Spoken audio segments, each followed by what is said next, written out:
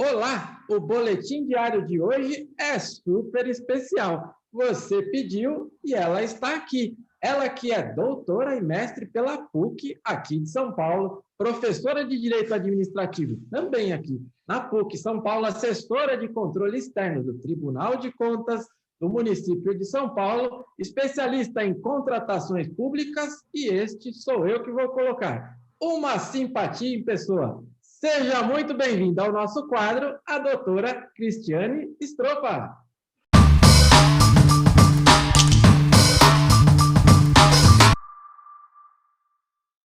Bom dia, Ricardo. Eu é que agradeço esse convite, eu tenho acompanhado esse quadro de vocês, só tenho a parabenizar a Forsest pela iniciativa.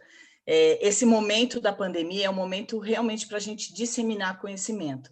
E eu valorizo muito quem está fazendo isso, inclusive com a qualidade que vocês estão fazendo, amplitude de convite, as pessoas que têm passado por aí, os mais diversos conhecimentos, experiências, isso é muito bom. Então, é só os parabéns mesmo e agradecer por fazer parte desse time.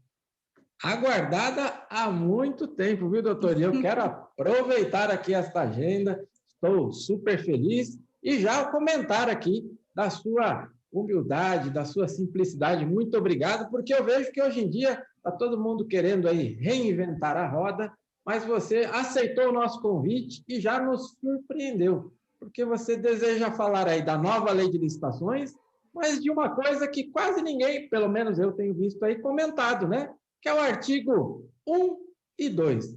Por favor, professora, o espaço é seu. Então, vamos lá. Por que eu acho, Ricardo, que é importante o comentário a esses dois artigos? Porque o que eu tenho visto, e realmente você tem razão, da doutrina falando, né, os experts comentando, é com relação à vigência da lei. Né? São os assuntos do momento. É vigência, é o portal nacional e é o papel do agente de contratação ou pregoeiro. Mas só que nós estamos esquecendo realmente do artigo 1º. E alguns autores, o professor Marçal já falou alguma coisa, o professor Egon Bockmann também, estão focando nesse artigo 1º, porque ele, se nós olharmos efetivamente, ele traz aqui algumas coisas importantes. Aquilo que eu quero destacar de início, a quem se aplica esta lei? O artigo 1º diz, esta lei estabelece normas gerais de licitação e contratação. Primeiro, essa lei regulamenta o que está na Constituição, artigo 22, inciso 27, que diz, olha, a União tem competência para fazer uma lei que deverá servir como parâmetro para todos os entes da federação. Então, esse artigo 1º, ele reproduz isso. Só que ele traz umas informações a mais. Primeiro, ele não fala em contrato. E se a gente olhar a Lei 8666, o artigo 1º da Lei 8666 falava normas gerais de licitação e contratos. Essa lei fala contratação, como fala a Constituição. Isso é significativo, porque contratação compreende tanto o contrato, então aquela relação que a doutrina diz assim, de um lado está a administração, de outro lado é um terceiro, e as partes têm os chamados interesses antagônicos, que é outra coisa que a gente tem discutido se é realmente antagônico ou é uma relação de parceria, mas ainda vigora essa classificação. Mas contratação também compreende aquelas relações onde a administração pretende se unir a um parceiro para um objetivo que é comum, os convênios, as parcerias, qualquer outra forma de relação jurídica. E isso é tão verdade que a própria lei, ela estabelece, mas aí, olha como ela é confusa, ela coloca isso lá no finalzinho, lá no artigo 184. Diz, olha, essa lei se aplica no que couber, aos convênios, acordos, ajustes e qualquer outro instrumento que a administração celebra com terceiros. Então, veja como ela tem uma amplitude de incidência, porque ela vai incidir em todas as relações que a administração formaliza com terceiros, pelo menos em princípio, em todas as relações que ela formaliza com terceiros. Agora, quem é que é obrigado a usar essa lei? Bom, todos os entes da federação, União, Estados-membros, Distrito Federal, municípios, os entes da direta, da indireta. Na indireta, nós vamos excluir as empresas estatais, sociedade de economia mista e empresas públicas. Há referência expressa a isso na lei. Então, mas será mesmo que nós vamos excluir? Eu tenho tido, inclusive, já coloquei isso para conversar com a Renila, que é quem domina bastante essa área das empresas estatais. Por quê? Porque a lei diz, olha, ela se aplica na parte dos crimes, tudo bem, sendo que os crimes agora foram para o Código Penal. Mas essa lei diz textualmente que ela se aplica a todas as situações que fizerem referência expressa à Lei 8666, à Lei do Pregão e à Lei do RDC, que é o artigo 189. E a lei das estatais diz que as estatais têm que fazer pregão da Lei 10.520. Não é que tem que fazer pregão, é o pregão da Lei 10.520. Então, a minha preocupação é, bom, se eu sou uma empresa estatal que não colocou no meu regulamento interno o procedimento do pregão, como é que eu fico se daqui a 2 anos a Lei 10.520 não vai existir mais? Como é que eu vou resolver isso? Eu penso que a solução será, nesse período de 2 anos, alterar o meu regulamento interno e incluir o procedimento do pregão, porque eu defendo que eu estatal, não sou obrigada a usar a Lei 10.520, mas apenas o rito do pregão do artigo 4º da Lei 10.520, porque a Lei 10.520 ela não é totalmente compatível com a Lei 13.303. Mas, se a estatal não fizer isso, Ricardo, durante esses 2 anos, nós teremos um problema. Porque daqui a 2 anos, a Lei 10.520 vai ser revogada. E aí, como é que a estatal vai fazer? Qual é o pregão? Porque o pregão da lei nova não é o pregão da Lei 10.520. Essa é uma preocupação que eu tenho. A lei nova não é a Lei 8666, não é a Lei 10.520, não é a lei do RDC. É uma outra lei.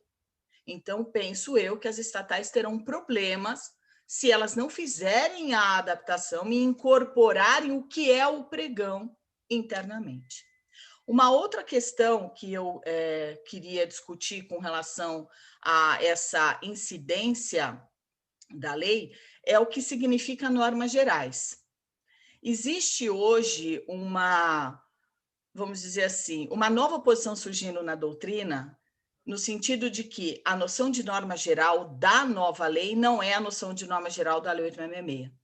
A significar que tudo seria norma geral, sendo que estados e municípios teriam, claro, competência, porque está na Constituição, de, elencando situações peculiares, disciplinarem de forma local. Mas, em princípio, tudo seria norma geral. Isso já foi rebatido, já tem artigos publicados aí na internet, mas eu estou tendente a concordar com essa posição. Acho que ela precisa ser um pouco mais amadurecida, mas é uma situação nova que nós temos que pensar. Com relação ao artigo 2º, e eu tive a oportunidade de fazer uma sistematização dessa lei, que eu acho assim, se puder dar uma dica para os clientes aí da Forset, estudem essa lei em partes. Não tenho essa preocupação de estudar ela toda, né? Dá uma lidinha nela toda. Depois faz estudos temáticos, porque a gente descobre muitas coisas interessantes. Então, estudem, por exemplo, tudo que se relaciona ao artigo 2º. O artigo 2º não é que ele fala dos objetos da lei, que ele fala aplica-se, essa lei aplica-se. Não, ela não trata de objetos, ela trata de relações jurídicas. Quais são as relações que a Lei 14.133 incide? E aí nós temos um universo, porque eu fiz essa sistematização de relações e me surpreendi. Por exemplo, a lei vai dizer, olha, se aplica a alienação e concessão de direito real de uso de bens. Bom, na mesma sistematização, parecida com a Lei 8666. Aí ele fala compra, inclusive por encomenda. E aí, olha que interessante. Eu achei que a Lei 14.133 fosse resolver uma celeuma da Lei 8666. A Lei 8666 tem um conflito quase psicótico, porque ela não sabe se ela usa compra, ela não sabe se ela usa aquisição ou se ela usa fornecimento. A nova lei sofre do mesmo problema. Ela usa compra, fornecimento e aquisição, como se fosse a mesma coisa. Então, nós precisamos descobrir dentro da lei que expressão correta eu tenho que utilizar no caso concreto. E aí ele fala de uma compra por encomenda. Eu falei, a lei vai explicar o que é encomenda, né? Ricardo, ela não explica. Então, precisamos descobrir no caso concreto o que é uma compra por encomenda. Locação, isso é bom, porque a Lei 8666 não separava, né? Locação de serviço. E é uma separação necessária, tem uma questão tributária por trás. Aqui trata da locação especificamente. Concessão e permissão de uso de bem público. Gente, vocês sabiam que a lei só fala desse objeto aqui, depois ela não trata mais? Por quê? Porque no tocante à gestão de bem público, essa competência é do próprio ente federativo. Então, realmente, a lei não poderia aprofundar mais do que isso. Ela só diz, olha, ela se aplica. Mas aí, você Estado, você município, você União, tem que ter uma lei própria incorporando este procedimento e dizendo o que da Lei 14.133 você vai aplicar. Prestação de serviços, inclusive os técnicos profissionais especializados, aí a mesma ideia da Lei 8.666. Obra e serviço de arquitetura e engenharia, aqui o interessante, ele aponta a arquitetura, só que quando a gente olha na lei como um todo, nem sempre ela faz referência à arquitetura. No total, se não me falha a memória, são apenas 3 referências à expressão arquitetura. E aí a pergunta que eu faço é, bom, os demais dispositivos se aplicam à arquitetura ou só se aplicam quando ela fizer referência à arquitetura? Então, veja como nós vamos fazer essa interpretação. Contratação de tecnologia da informação e comunicação. Isso é uma coisa nova, né? Não constava originariamente, foi inserido depois por uma emenda ao PL, e é uma área que tem crescido muito para as pessoas que atuam nessa temática. A lei teve toda uma preocupação que, claro, né, dependendo aí de uma regulamentação posterior, as várias instruções normativas que o governo está expedindo. Mas eu acho que falta um pouco, sabe, Ricardo? Por isso, assim, agradeço imensamente essas questões, porque falta os aplicadores voltarem os olhos para esses 2 artigos. São artigos importantíssimos. Doutora, eu estou aqui extasiado e tenho certeza que quem está acompanhando este vídeo está também, porque você deve estar pensando aí, né? Acompanhando o vídeo, artigo 1 e 2, não tem mais nada para explorar ali, né?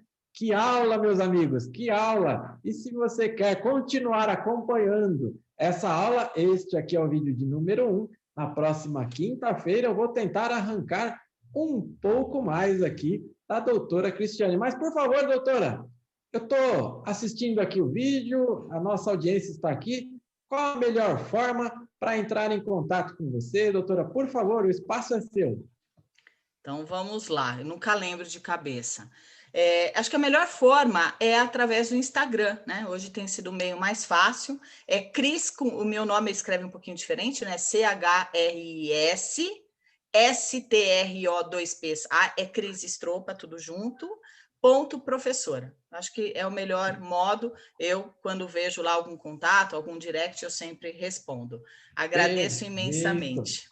Eu vou pedir para colocar aqui na tela e super recomendo e vou endossar aqui, gente. Ela responde mesmo, viu? E tem super lives, aí não deixe de acompanhar a doutora. Doutora, já agradeço aqui em nome de toda a família Forset e já reforço aqui o convite para quem está assistindo na próxima quinta-feira, uma outra aula aqui da doutora Cristiane Estropa. Muito obrigado, professora. Eu que agradeço.